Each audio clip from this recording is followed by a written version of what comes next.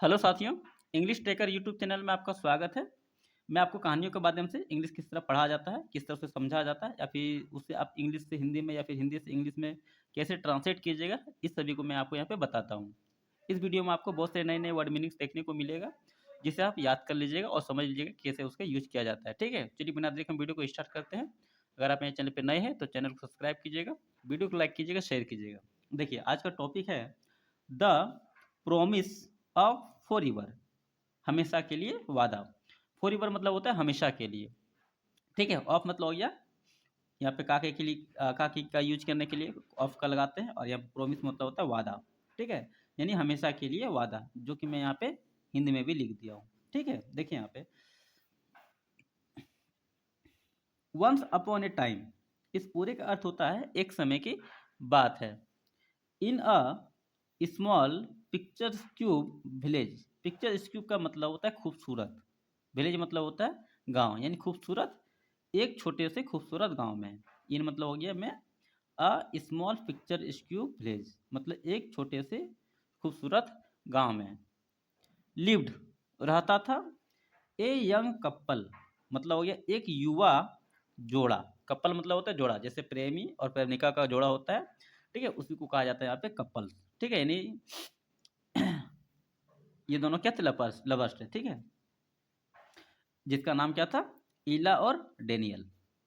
Ila was a kind and gentle soul who work as a florist in the village। ईला थी एक दयालु और gentle soul मतलब होता है नेक दिल वाली, कोमल दिल वाली, कोमल हृदय वाली, उसको हम लोग क्या बोलते हैं, जेंटल सोल। ठीक है, जिसको हम लोग विनर में भी कह सकते हैं।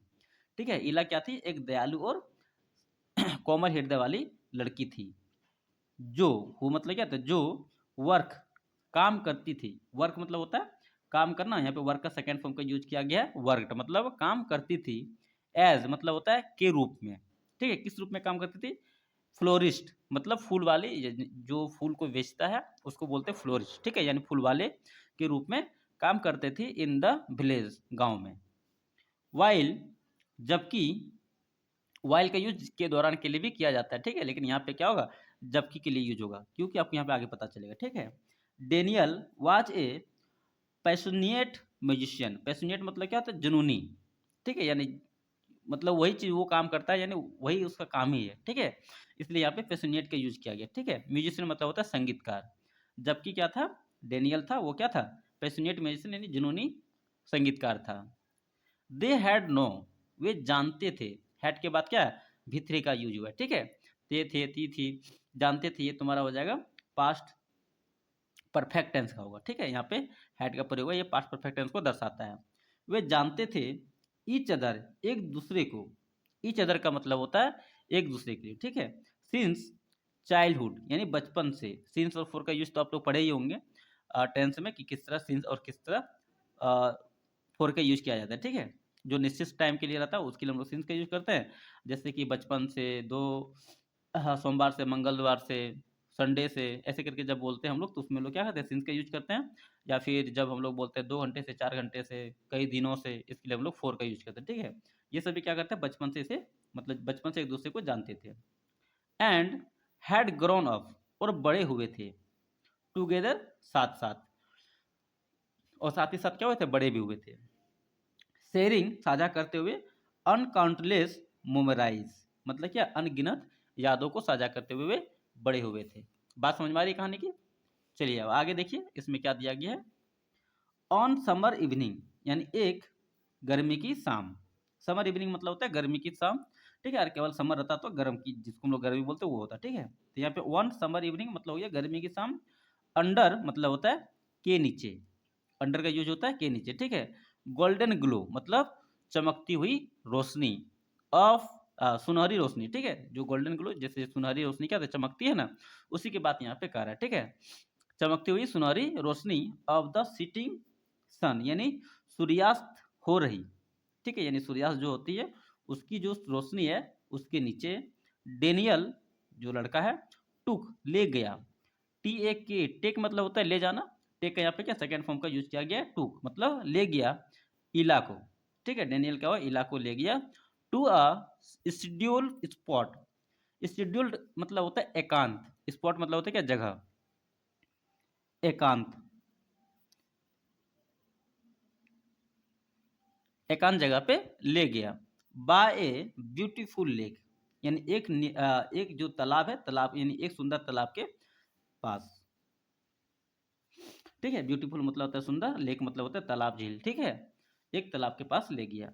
अ प्लेस यानी एक जगह, had sorry they use to visit, यानी वह जगह क्या था, दे यूज टू, यानी किसी भी काम को आप बार बार कर रहे हैं, मतलब लगातार कर रहे हैं, उसके लिए हम लोग क्या करते हैं, यूज टू का काम करते हैं। जैसे मैं एक रोज वीडियो बनाता हूँ, ठीक है, I make a video, I am use to make a video daily.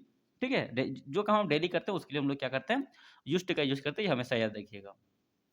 ठीक है, यानी वे लोग क्या करते थे, जाया करते थे, विजिट मतलब होता है क्या, घूमने के लिए। ठीक है, दौरा करने के लिए जाते थे। व्हेन जब दे वेयर यंगर, यानी जब वे क्या थे, छोटे थे, उसमें वहां पे क्या जाया करते थे, तालाब के किनारे। द एयर वॉज वार्म, हवा जो थी वह क्या थी, गर्म थी। यहाँ पे वाज है इसलिए क्या जाएगा, था थी का यूज होगा। ठीक है, हवा क्या थी, गर्म थी। And the sound of bird, और पक्षियों की आवाज, सिंगिंग यानी गाने की, यानी पक्षियों की गाने की आवाज, इन डिस्टेंस, और दूर से क्या हो रही थी, पक्षियों की जो चहचहा रही थी, गा रही थी, उसकी आवाज, एडेड मतलब क्या था, शामिल कर रहा था, ट्रांसक्विलिटी ऑफ द मोमेंट, यानी उस पल में और भी ज्यादा शांति। ठीक है, यहाँ पे होता है, इसका मतलब होता है शांति। ठीक है, ऑफ द मोमेंट मतलब पल में, मोमेंट मतलब होता है पल या फिर क्षण, पल या फिर क्षण के लिए हम लोग क्या करते हैं, मोमेंट का यूज करते हैं। ठीक है, यानी उस क्षण में और भी ज्यादा क्या, शांति शामिल कर रहा था या फिर महसूस दिला रहा था।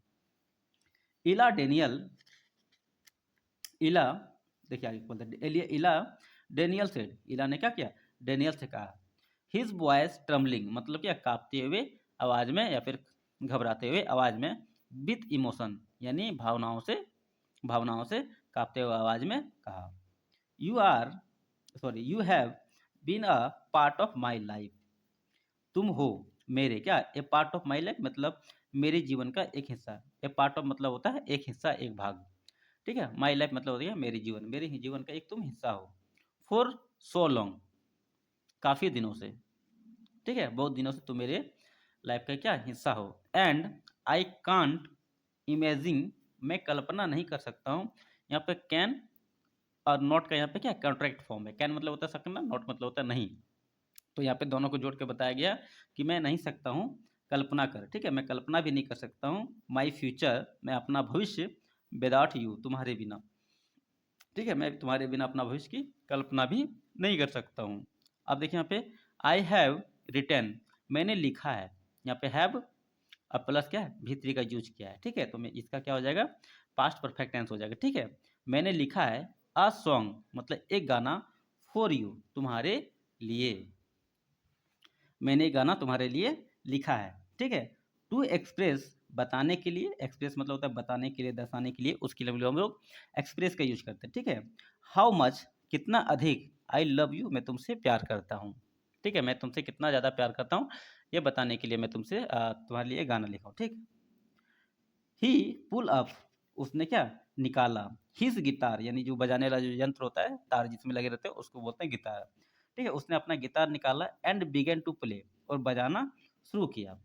बिगेन टू प्ले मतलब होता है बजाना। ठीक है, सॉफ्ट मेलोडी मतलब ये क्या, यानी मधुर सुर ध्वनि, सॉफ्ट मेलोडी मतलब होता है मधुर, यानी जो सुनने में क्या बहुत ही अच्छा लगता है उसको बोलते हैं मधुर। ठीक है, साउंड बजाना वो शुरू किया। हिज फिंगर डांसिंग, उसकी जो अंगुली थी वह नाच रही थी, ऑन द स्ट्रिंग्स मतलब क्या, तारों पे।